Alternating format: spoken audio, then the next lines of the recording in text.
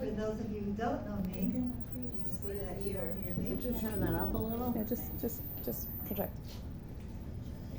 My name is Leah Aronov, and I'm a past president of the International Council of Jewish Women. The starting point of this session is October 7, 2023, 6:29 a.m. And I'm sure that if we would go around this room, each one of you can remember where you were when you heard about the massacre. That moment triggered a tectonic shift and a sea change in Israeli society. That moment was a turning point in how Israelis see themselves, how the world views the Jewish state, and how, after the violence and loss, we must still imagine how we can move forward. Seemingly, this has now become easier, since most of the hostages have been released and the war is more or less over. However, we still have to have the capacity for reflection and grapple with newly arisen points to ponder. In the aftermath of the last 2 years, Israelis have been forced to face existential questions as citizens of the Jewish state. And each Jewish community around the world has had to ask its own questions as per the singular reality in their particular country. Down the line, we will come together to discuss the ramifications for both sides. And I hope that ICJW will be an important forum for this soul searching, as we, unlike most international Jewish organizations, incorporate all sides of this discussion. Obviously Israel, but also large and small Jewish communities who within ICJW enjoy a unique status of equal footing. And this is not to be taken for granted. This session will not discuss the Israeli side in the post-October 7th reality, but rather concentrate on communities that had nothing to do with the events of October 7th, but who have suffered the fallout from the events of that day and its consequences. In this session, we will discuss how October 7th affected Jewish communities outside of Israel in terms of their values and identity, their solidarity with one another and vis-a-vis Israel, and how all this has affected public discourse within diaspora Jewish communities and in dialogue with each particular host society. October 7th has no doubt revealed the depth of our interconnectedness, which was mobilized in the financial and material support galvanized by the communities, and which extended care, advocacy, and presence on behalf of Israel. Yet alongside this unity, we also face tensions. So how do we make space for those differences? And how do we carry our voices into the public sphere while maintaining both a singular and common identity? The purpose of this session on identity, solidarity, and public discourse is to invite us to reflect together on these challenges and perhaps discuss new possibilities. How do we hold fast to the values that ground us while responding to shifting realities? How can solidarity strengthen rather than silence the diversity within our communities? And what responsibilities do we bear in shaping public conversations about Jewish life, safety, and justice at this time? We hope this conversation will encourage honesty and mutual learning. And this will be an opportunity for us to acknowledge our grief, our resilience, and our responsibility one to the other. And I would like to thank our speakers for having agreed to bring their voices to this vital discussion. The questions that I have put to the panelists, and I'm sure not everyone will answer all the questions, but just to spell out the framework, are first to characterize their communities after October 7th with regard to the broader sociological and political implications, Which values of identity and solidarity are being emphasized and which are being contested? How are they adapting to this time of crisis? How are they conducting their public discourse? And finally, how they engage in communal activities both within their Jewish communities and with the general society that encourage hope. Because at the end of the day, we must move forward, and the only direction is to one of hope. And despite all the hardships of the last 2 years, we should take an example from, among others, the hostages and their families who never gave up hope. I have asked 3 ICJW leaders from 3 communities on 3 continents to engage with these points. However, we will leave time for questions and comments from the audience, as I am sure the participants can also make important contributions in terms of their communities. Our first contributor is Judy Lear from the United States. Judy has been an active member of ICJW for over 30 years. Currently, she is the North American Regional Chair. She also represents ICJW as one of the UN representatives in New York and on the NGO Committee on Aging and the Subcommittee on Older Women. She recently led the ICJW special project called Women's Rights Beijing Plus 30 and successfully worked to establish General Recommendation number 27 on the human rights of older women for CEDAW. I believe that Judy, as someone who lives in what is called Middle America, might have a different perspective on the American Jewish community than, let's say, those from the dominant East and West Coast communities. Judy is also a longtime peace activist, and I'm sure that will emerge from her presentation. Judy, please.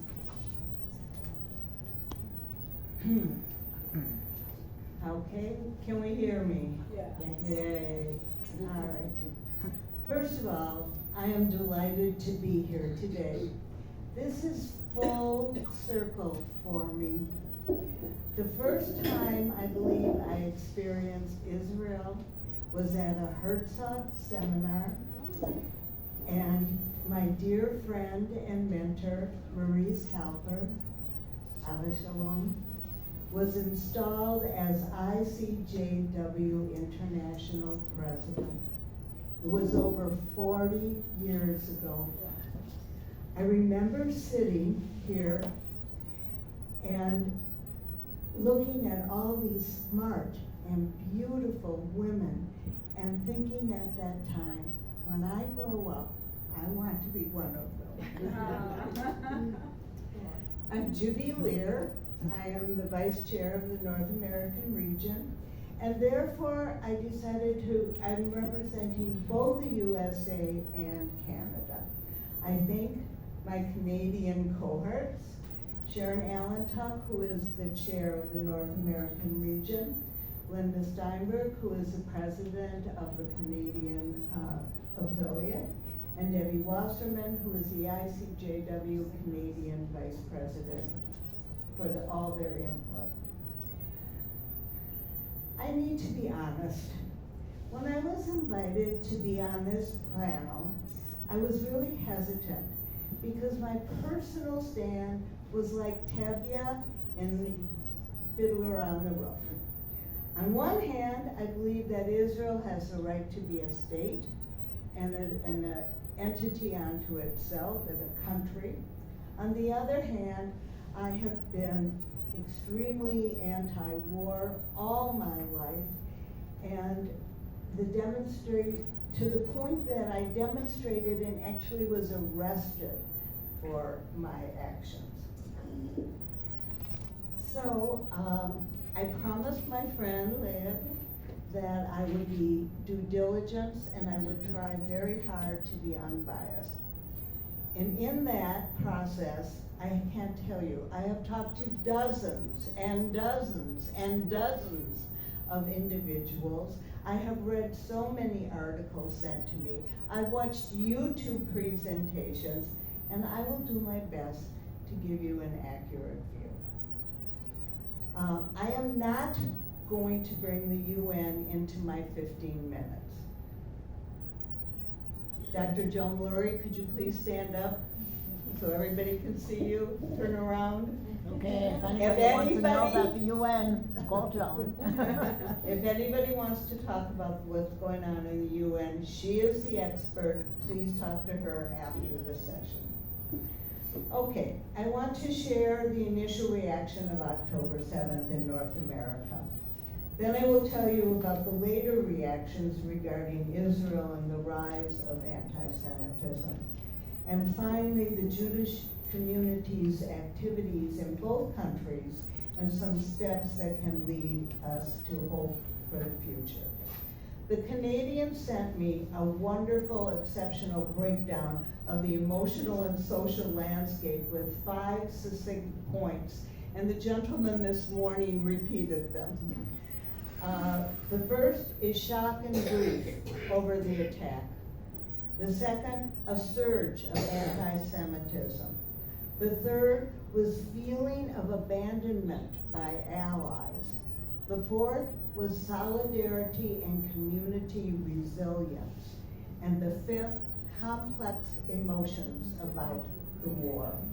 The summary statement, and I quote, "Many Canadians have experienced a profound sense of grief, fear, and alienation.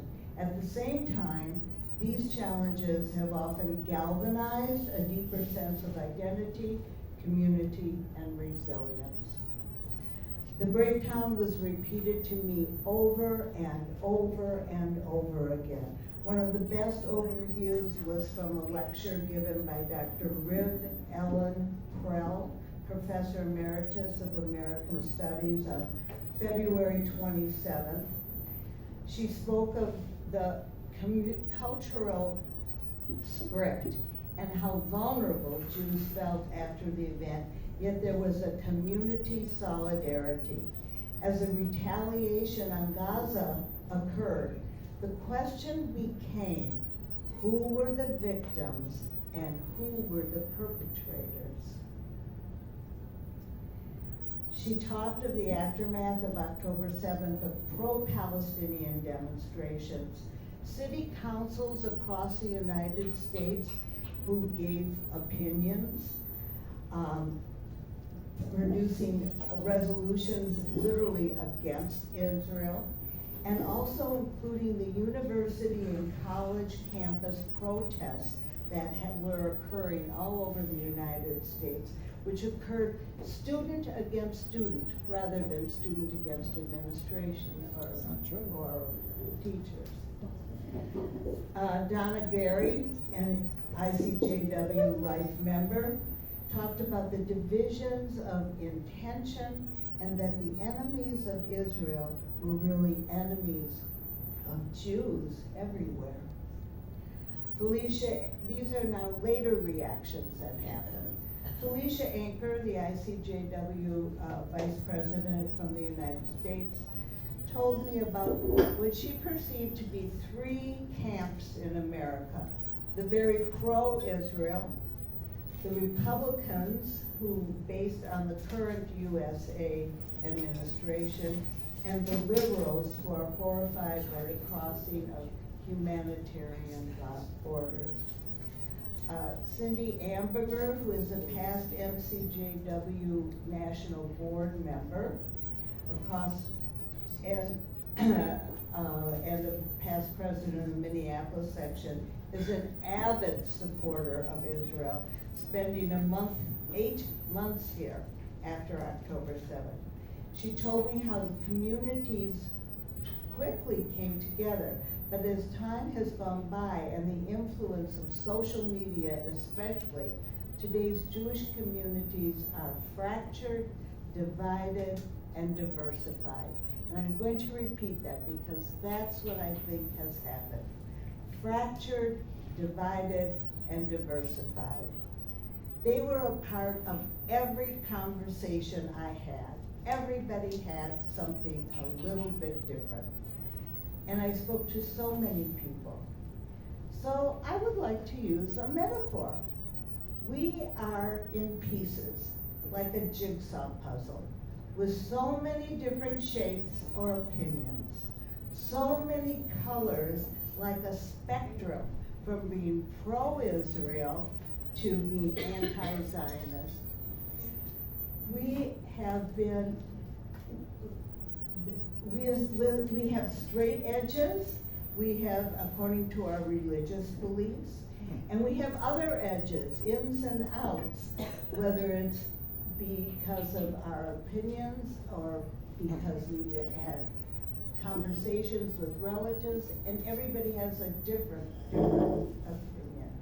Pieces, fragments, differences, these were all used. And so I'm going to repeat, fractured, divided, and diversified. Okay, the community reactions that happen. Community reaction in both Canada and the US has actually been overwhelming with meetings, discussions, and rallies. There isn't a day that goes by that I don't personally get an invitation to participate in something. As an example, every Sunday in Toronto, up to a week ago, there have been a demonstration that started out pro-Israel, and across the street it turned into pro-Palestinian. In Winnipeg, there have also been demonstrations. They held up pictures of the hostages. In my own city, in Minneapolis, there was a whole weekend devoted to what happened at Kibbutz Azar with an exhibition called Their Own Eyes, with pictures, copies of emails, and speakers from the kibbutz. On Sunday, a panel, including a survey at Bethel Synagogue, they had an estimated 1,000 people who attended. People who went to it said it was absolutely heartbreaking. The high holiday services, I'm sure everybody here, regardless of what country you were from, something was mentioned. Synagogues have reached out to congregants. All kinds of organizations like my own NCJW Minnesota has had all sorts of things. The meetings have especially focused on the rise of anti-Semitism, overt anti-Semitism that has gone up at an alarming rate in the last 2 years. According to a large survey by the American Jewish Committee in 2024, 77% of American Jews feel less safe. 1 in 3 have had some kind of anti-Semitic personal experience since October 7th. However, while some Jews are withdrawing, others are really out there. The Anti-Defamation League had a 4,200 attendees at its never is now 2025 annual meeting, with thousands on Zoom, according to their website. One person I interviewed described Jews all over the world as collateral damage of the war. There has been a huge loss of goodwill towards Israel. Okay, hope for the future, because I am usually an optimist. One of the most outstanding initiatives for hope is a Canadian project, The Power of Small Conversations, which is government funded. I'm going to repeat that, government funded. It will engage community members at the grassroots level across the country in conversations about the impact of hatred today in an effort to combat dramatic increase of anti-Semitism and other So, Linda, please connect with Linda Steinberg if you want more information. Locally in Minnesota, our local JCRC has found a spokeswoman, has found a spike in anti-Semitism in schools and colleges, and so they have created a training for schools, for the teachers, to understand what is going on and how to deal with it, and I was told it was immensely successful. I'm going to go back to Dr. Ravel and Prell's lecture.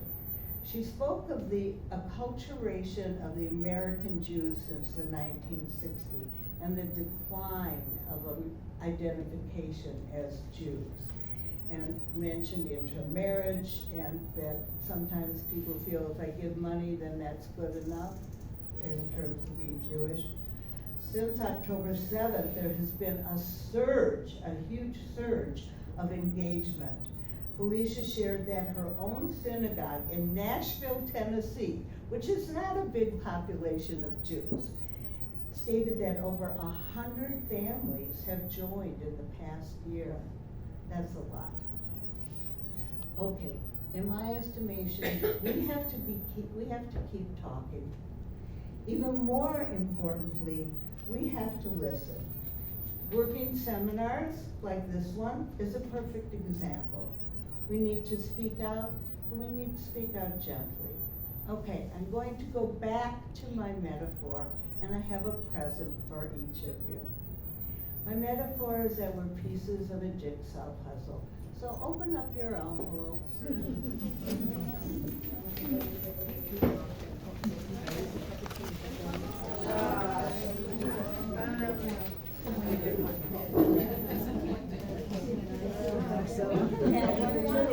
And then on the basket, more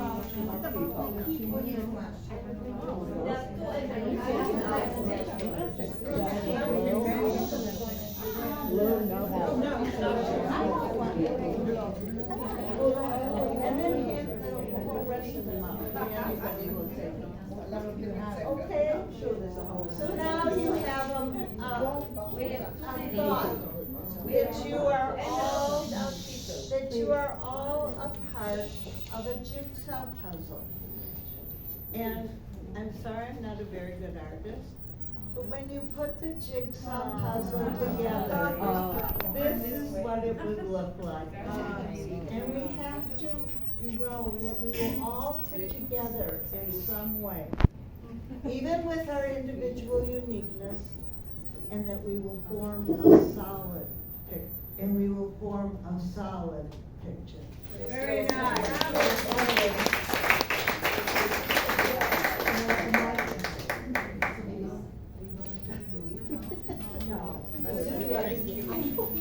Thank you very much, Judy, for your very compelling contribution and your exercise in what it's all about. Our next speaker is Dr. Kathleen Pesci-Polner, an essayist, educator, and lecturer on contemporary Jewish literature and film, and numerous issues related to the Holocaust and women. She has curated international traveling exhibitions, has been the director of the project Hungarian Jewish Women Who Rescued Fellow Jews During the Holocaust, is the founder and president of the Esther's Association for Jewish Culture and Feminist Values, and a prolific writer and academic researcher. She's written books about the Holocaust and gender, and numerous publications on Jewish identities and representation.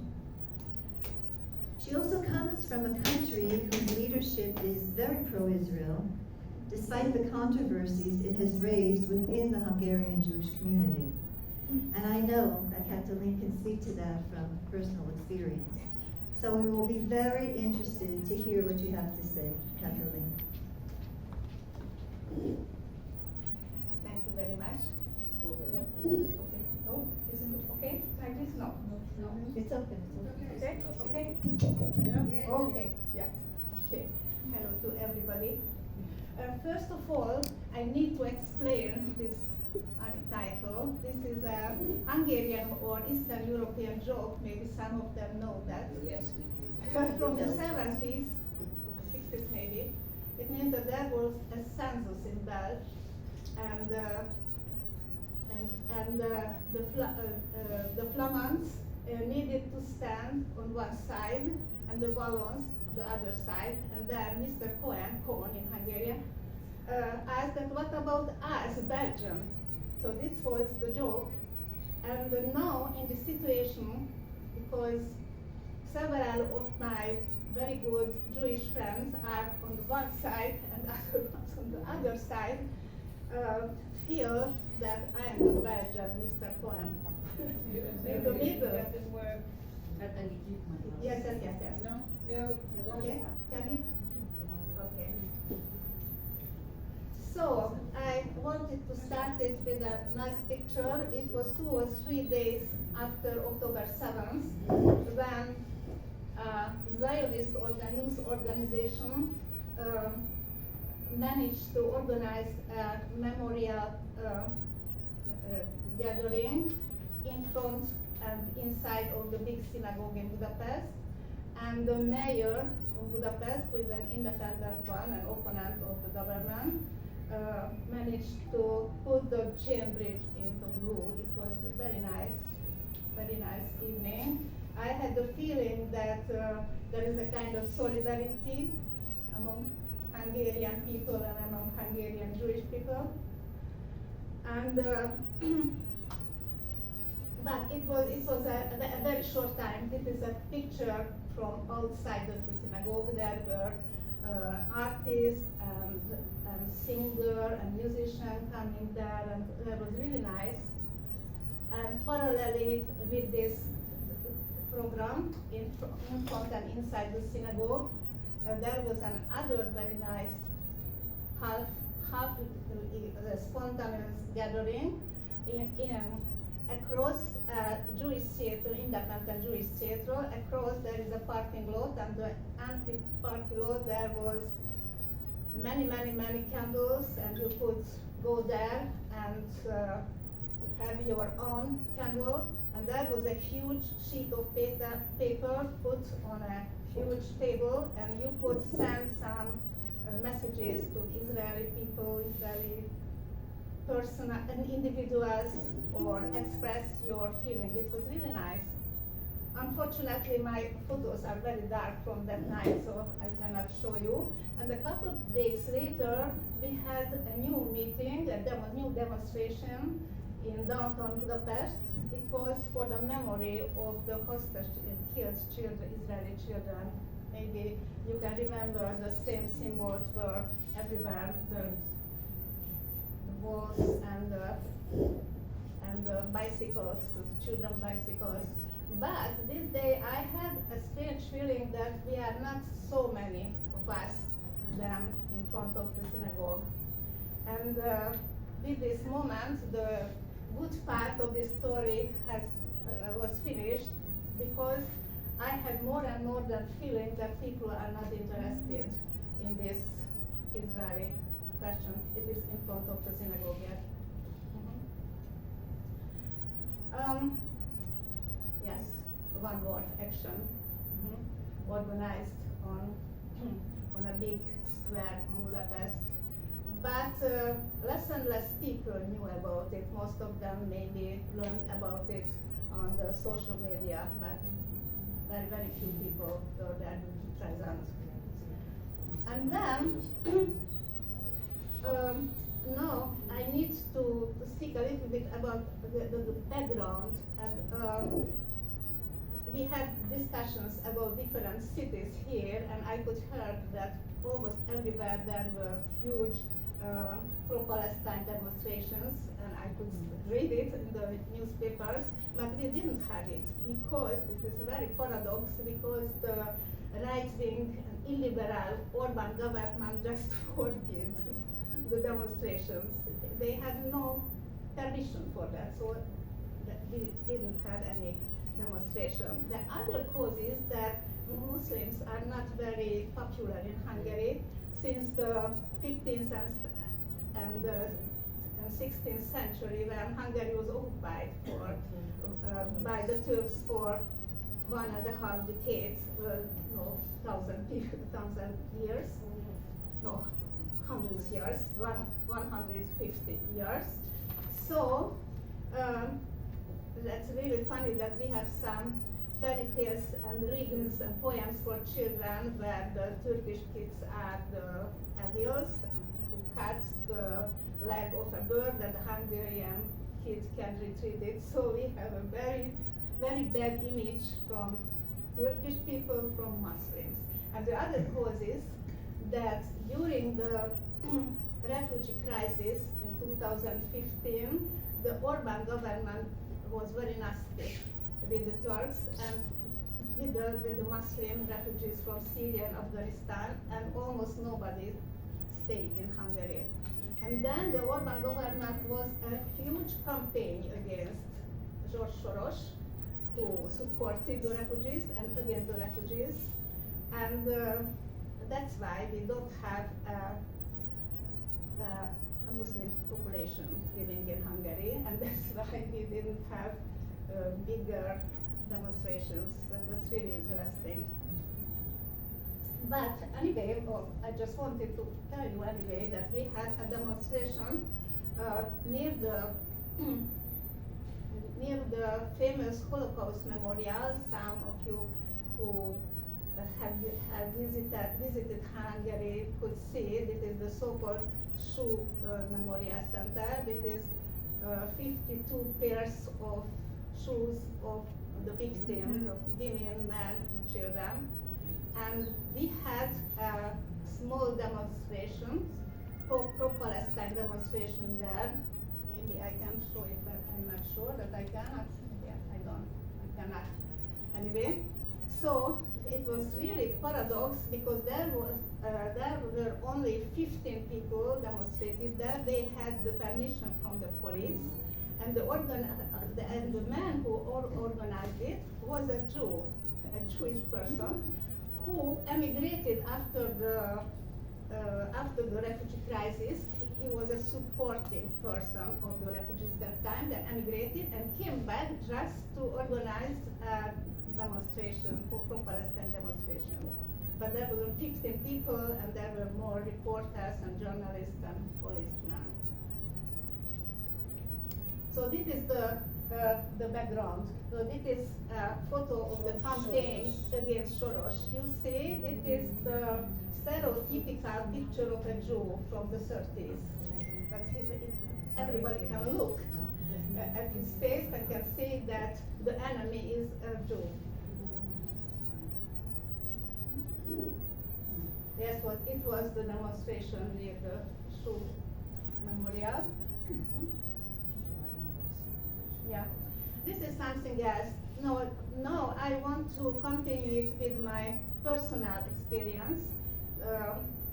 Starting from the last April, I have more and more, worse and worse feelings, and I am more and more suspicious for so-called alliances. The first bad experience happened in Buchenwald last April, where I am a member of the Memorial Committee. I am a successor of a Hungarian Holocaust survivor who died a couple of years ago, and she asked me to go on with her task and mission.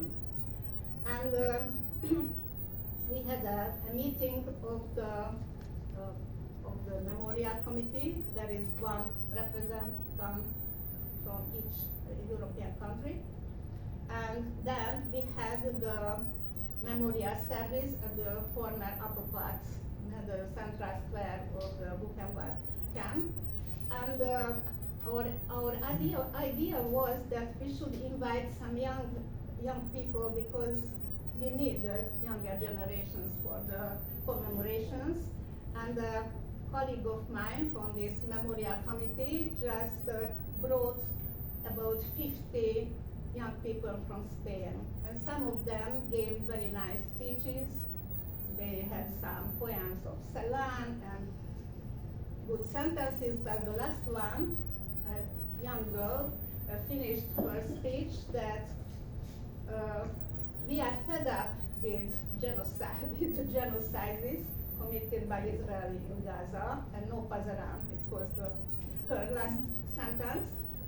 And then the director of the Buchenwald Museum, a German historian, just switched off the microphone. Then he said that we historians know totally different criteria of genocides, like what now is happening. But a scandal, kind of scandal, just started, and we had a huge correspondence in the committee and so on and so on.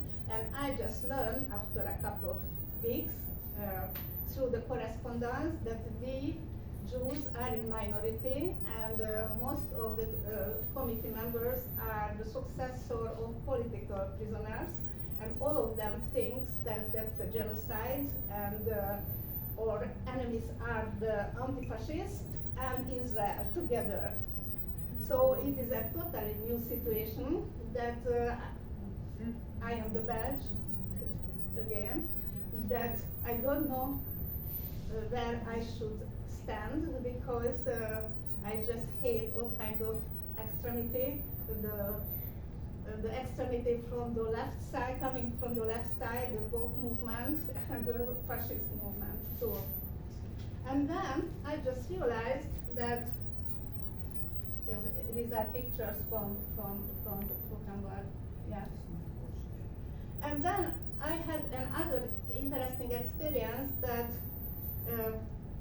the Pride was organized in June in Budapest, and we Jewish people used to go there to support their movement. And Esterházy, the logo of Esterházy was put on the on the flag. Oh, I cannot go. Something happened maybe like this. It is frozen. Sorry, it is frozen. I don't know why. So we should go there, and it happened this year too. Okay, thank you. So we are there. You see this one, the small one on the left side. Because I think that that's very important to feeling or solidarity with other minorities. And we have cooperation partners who are LGBTQ people, who are Roma people, and so on, that it was natural for us. But this year it was forbidden by the government. It was an illegal act, but I saw that it is much more important this year. But after that, some discussion just started in the Jewish media that why some organization went there while the LGBTQ movement is start to be more and more anti-Semitic. I didn't realize it before that, but now since June, I can see more and more sign of it, that Roma people, Roma LGBTQ people just have some behavior which is really strange for me. This is a new sign that before October 7th, it was natural for us that we have issues which are common. We have intersections exist, that we have issues common together with Roma people, with LGBTQ people, with people who work in the Helsinki Watch, who support migrants and refugees, and so on. But I'm just realizing now that it is a mistake, that we cannot do that anymore. It started with the feminists. I am a Jewish Zionist feminist, but I needed to cut all ties with the feminist movements in Hungary and with the gender studies departments of the Central European University, which was the first one to condemn Israel in the October 8th, maybe. And the only department at the Central European University was the Jewish Studies department, which stood and is standing next to Israel. So this is a new situation that we have no partners, because in June the slogan was that hate is not kosher. And then now in September there was a new phase that 4 people from the younger generations who are Jewish just wrote and published a so-called petition. I say that so-called because a petition has an addressee, but it is not clear who is the addressee, so it was a so-called petition which says that please don't do that in our names. That we are not pro-Israel, we are pro-Palestine, they say. And 350 people signed this so-called petition first. And then, when it was published in the social media, and then later in the official media, and later on in Le Monde, in Haaretz, and so on, more 1,000 people signed it, and a huge dispute started in the Jewish community. And now we can say that there are two parts of them. So she, Rahel, is one of the petitionists, and she's a sociologist and a researcher, and she started to examine the Jewish social media and the paper media to say that how they reported about October 7th and about the war, and she thinks that it was not objective because the Jewish media is pro-Israel. They are on the opposite side now. There is a club, or a Jewish club, Aurora, which used to be very progressive, and the founder and leader of it is the leader of the Marom movement that is Jewish. I used to go to their online Shabbat services during the pandemic. It was just great, but now he is one of the extremists. So this is a place where we don't go anymore. This is the other side.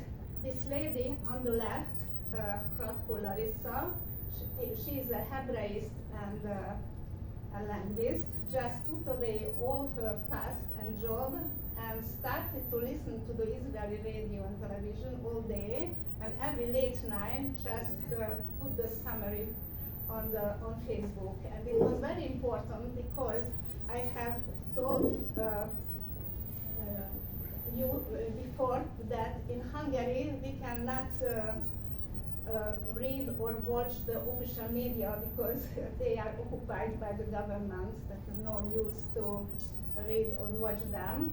So everything is on Facebook and Instagram.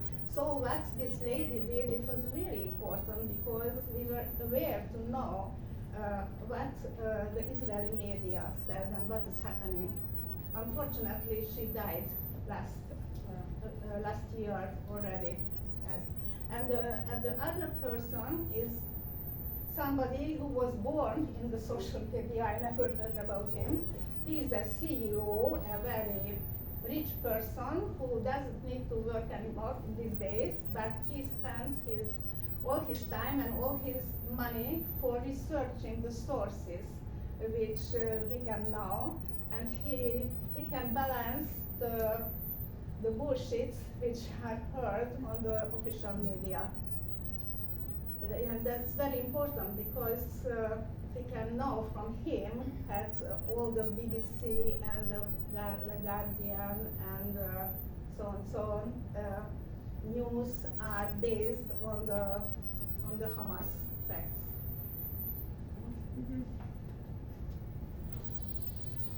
This is another pictures about the Cambridge in blue. It was at the memorial of the Bibas kids, so it was very beautiful moments again, but we were only Jews present, I think. Yeah. So I can see that we just lost our allies, and our Jewish community is fragmented, like you said it, and divided, and the GDC Balint House, where our Esther's House Association programs are held, just organized a public dispute about the situation now in Israel and Gaza. I didn't go because I cannot spend something like this now. But younger people went there, and I could see from the report that there was a scandal because everybody shouted to everybody, and they needed to finish it, to stop it, because it was impossible to use the arguments. Everybody is over nervous, both. So I can say that we have two enemies now, the extreme left side, inside and outside of the Jewish community, and the fascists, who are the traditional Hungarian fascists, who are here again. So I cannot say anything which is hopeful, except that Cambridge is really beautiful in blue.